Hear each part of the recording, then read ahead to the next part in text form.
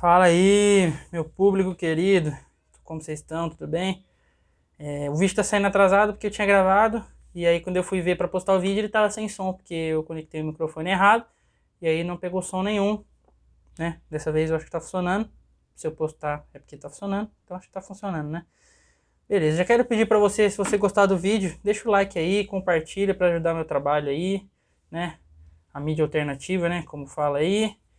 E é isso, eu vou falar um pouco sobre os jogos do final de semana, né? Hoje já tem os jogos da Copa do Brasil, começam, né? Tem Fluminense e Flamengo. Mas eu vou falar um pouco sobre o empate do Palmeiras com o Bragantino, a vitória do Santos sobre o Vasco e o empate no Majestoso, um empate polêmico entre São Paulo e Corinthians. Começando pelo Santos, é um time que está me surpreendendo, assim, entre aspas, bastante, porque, como eu já tinha dito em outros vídeos, eu já imaginava. Era um trabalho que até tinha frutos para dar, né? Os torcedores do Santos devem estar surpresos, né? Porque a temporada está se desenhando até que positiva, pelo menos até agora, né? Nesse momento, né? O Santos acabou de vencer o Vasco, no meio de semana, né? Venceu o Bahia por uma goleada e está na Copa do Brasil, vai enfrentar, aliás, o próprio Bahia e tem toda a condição de passar. No grupo da Sul-Americana, talvez não passe em primeiro, e aí em segundo vai ter que enfrentar um clube que vem da Libertadores. Como venceu, o Santos já se coloca muito bem na tabela e briga, nesse momento, por G6 e não por rebaixamento, o que é muito legal. É muito importante o Santos conseguir esses pontos, né? Que são, aliás, fora de casa, mais importante ainda. Porque mesmo não tendo um time tão forte, o Vasco em São Januário dá muito trabalho, né? Empatou com o Palmeiras lá, tem conseguido alguns resultados legais, óbvio que vexames de vez em quando, né? Não que tenha sido um vexame, mas perder para o próprio Santos lá, perder para o Bahia lá, né? São resultados muito ruins, mas para o Santos foi muito bom, venceu o Vasco lá, e é um time que tende a crescer de produção. O Lucas Lima tem feito muito bem esse time. Eu queria dar uma pincelada na nova promessa que o David Washington, se não me engano, o nome do menino que fez o gol, que fez gol no Bahia também, que fez uma boa jogada contra o Bahia, no gol do Mendoza. Não vou me lembrar, o nome é David Washington, se não me engano. Mas o menino tem um futuro legal, ele me parece ser um 9, né? Muito versátil, sai da área, busca a jogada, né? Quando o Santos joga com a linha mais para trás, ele consegue fazer jogadas muito boas. Não é um 9 parado, que é o que o Santos precisa, é um 9 de mais movimentação. E ele junto com o Marcos Leonardo talvez dê certo. Vamos ver. O gol que ele fez foi um gol muito bonito e o Santos conseguiu controlar até que bem o jogo. O Vasco teve alguns momentos ali de perigo, mas o Santos conseguiu controlar bem. E se continuar nesse ritmo aí, é capaz de até conseguir uma vaga na Libertadores. Vamos ver se o Santos tem elenco e gás para chegar até o final assim. Agora falando do Palmeiras, o Palmeiras teve um empate ali com o Bragantino, que pro Palmeiras foi ruim, mas a gente tem que analisar o jogo em partes, né? E eu achei que o Abel fosse poupar o time, pelo confronto que ele tem com o Fortaleza agora no meio de semana, mas não poupou. Foi com o time todo completo, né? E falar um pouco do Arthur, principalmente. O Arthur que fez o gol, aliás, o jogo foi 1-1. O Arthur fez o gol e o Arthur foi uma ótima contratação do Palmeiras, né? Já era um jogador consagrado no Bragantino, mas é um jogador que chegou muito caro, né? Sempre tem aquela insegurança, veio de um clube menor para um clube maior como o Palmeiras. E é um jogador que tem feito muito bem, principalmente para o Rafael Veiga. Ele tem dividido muito a responsabilidade da criação de jogadas, do drible, da criatividade do time com o Veiga. Isso é muito importante, porque a maioria dos adversários, quando conseguia marcar bem o Rafael Veiga, impediu o Palmeiras de fazer um jogo bom. E o Arthur tem conseguido. O Arthur fez o gol ali. O Arthur tem sido muito importante nesses últimos jogos do Palmeiras. Muito mesmo, até mais do que eu pensei do que ele fosse ser, sinceramente. E fez o gol, criou bastante até no jogo, foi bem. Depois foi substituído. O Palmeiras não jogou mal, conseguiu em alguns momentos ser muito superior, mas não conseguiu fazer o que é o mais difícil, né? Que é matar o jogo. Fazer o 2-0, aí talvez um 3-0, né? E aí deu esperança pro Bragantino, que dava umas espetadas em alguns momentos, né? É um time que mesmo com o trabalho inicial do treinador, agora que é um treinador português também, é um time que tem muitos bons jogadores, assim, né? De futuro, no caso. O Elinho, tem o Prachetes também, tem outros jogadores muito interessantes que geram perigo, né? O Juninho Capixaba, que veio do Fortaleza, ele recusou o São Paulo para ir pro Bragantino, entendeu? E é o que fez o gol, aliás. É um time que tem talentos, entendeu? Um time que você não pode dormir, né, no ponto, senão realmente vai dar trabalho. E aí o Braga conseguiu achar esse empate, fez um golaço do Juninho Capixaba. Eu achei até levemente assim que era uma bola defensável do Everton, achei que talvez ele tivesse mal posicionado, mas foi mais mérito do Juninho mesmo. E depois desse gol, o jogo fica muito legal de se assistir, porque o Palmeiras vem para cima, o Bragantino aproveita os espaços que o Palmeiras gera, fica um jogo muito aberto, o Abel começa a mexer no time, o Braga também, é um jogo muito aberto, um jogo muito legal de se assistir, que poderia com certeza ter terminado 2-1 pro Palmeiras ou 2-1 pro Braga, qualquer um se vencesse, principalmente pelos minutos finais, tá? Porque se for pegar pelo primeiro tempo, o Palmeiras ainda merecia, na minha opinião, um pouco mais a vitória, mas é um time muito legal de se assistir, tanto o Palmeiras quanto o Bragantino. Foi um jogo muito legal, principalmente no final, ali do segundo tempo. O Palmeiras perdeu algumas boas chances de gol, né? Perdeu a chance de encostar no Botafogo, porque o Botafogo perdeu pro Goiás, né?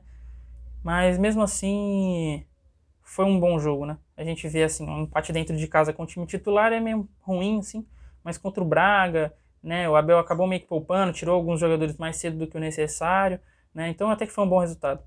Pro Braga não tem muito, né? Foi eliminado da Copa do Brasil, então teria semana para descansar mesmo. E é isso. Agora falando um pouco do Majestoso, né? Assim, é triste, né? Parece que foi um resultado ruim para o São Paulo, porque o São Paulo foi superior, porque o São Paulo mereceu a vitória, né? E foi assim, não é roubado a palavra que se usa, né? Mas foi triste, né? A arbitragem foi o principal personagem do jogo. E não é assim que o futebol tinha que ser, né? Em muitos momentos a arbitragem decidiu o que ia acontecer no jogo e não é assim. Tinha que ser o futebol, tinha que ser a bola jogada, tinha que ser quem jogasse o melhor futebol realmente. Mas não foi o que aconteceu, né? O São Paulo entrou, parecia que estava jogando em casa nos primeiros minutos, né? Em casa eu forcei, assim, mas estava mais com a bola. São Paulo ficava mais com a bola, criava mais jogadas, ficava tocando passes sem muita dificuldade, na realidade, né? Esse time do Corinthians ainda não é um time muito bem com a cara do Luxemburgo, né? Ele não conseguiu ainda colocar um padrão de jogo no time, obviamente, né? Acabou de chegar, mas o Palmeiras, o São Paulo tranquilo, conseguindo ali administrar o jogo, fez o primeiro gol, poderia e fez o segundo gol, né? Com o Caleri, que na minha opinião mal anulado pela arbitragem, né? Primeiro que, assim, ele tinha que ter esperado o lance terminar, né? Porque como ele apita antes, o VAR não poderia checar o lance, depois do Caleri já ter empurrado a bola para dentro do gol. Mas foi muito ruim, né? Foi uma arbitragem muito fraca, realmente. Eu não digo só pro São Paulo, eu não digo que prejudicou só o São Paulo. Óbvio que é estranho você ter um gol mal anulado, você ter lances capitais do jogo que não foram nem revisados pelo VAR, que o VAR parece que não foi nem chamado, né? É muito estranho e é muito ruim pro futebol, né? Gera muita desconfiança, ainda mais com esses últimos indícios de apostas esportivas no meio dos jogadores. Eu não tô dizendo que é isso. Longe de mim, pelo amor de Deus. Não disse que o Corinthians comprou o árbitro. Não comprou, não é isso. O árbitro é ruim. Esse que é um dos piores, né? O árbitro é ruim, não foi comprado, ele é ruim, né? E assim, o São Paulo foi prejudicado em alguns momentos ali, e aí às vezes até o Corinthians, muitos momentos o árbitro errava até a lateral. Teve um lance que a bola pega claramente no pé do Pablo Maia, se eu não me engano, ou é o Pablo Maia ou o Wellington Rato, acho que estou confundindo, talvez. E ele dá lateral pro São Paulo, e em outro momento a bola pega nitidamente no Matheus Bidu, nitidamente. E assim, a bola acaba... Ele dá o lateral pro próprio Corinthians, né? Então assim, foi uma arbitragem confusa. A câmera mexeu um pouquinho. Foi uma arbitragem confusa, uma arbitragem que prejudicou o jogo do São Paulo, né? Óbvio que o São Paulo, sinceramente, parece que no segundo tempo se poupou de buscar a vitória. Não estou dizendo que tirou o pé, né, e tal, mas estou dizendo que acho que pelo que aconteceu no jogo, o São Paulo sentiu que era melhor aquele resultado porque poderia ser mais prejudicado. Entendeu? O Dorival, na entrevista pós-jogo, disse que 80% do tempo dele no intervalo foi para acalmar os jogadores. Porque aquele pênalti foi algo bem estranho. Entendeu? Foi algo muito feio. Entendeu? E é uma arbitragem que não pode acontecer. Entendeu? E é a falta de critério. Será que se essa falta, né, que gerou o pênalti, fosse no meio do campo, seria falta realmente? Será que o Wesley se jogaria daquele jeito? São pontos do jogo que são muito tristes a gente analisar depois, porque o São Paulo, na minha opinião, merecia ter saído com a vitória, poderia ter terminado o primeiro tempo com 2-0 ou até mais, e acabou 1-1 por erros capitais ali da arbitragem, né? E é isso. O pior é saber que eles não apitam mal porque são mal intencionados, né? Eles são ruins mesmo. Os árbitros são ruins, são despreparados, são mal treinados, né? Óbvio que tem as exceções. Eu gosto muito do Rafael Claus, né? Em alguns jogos ele apita muito bem.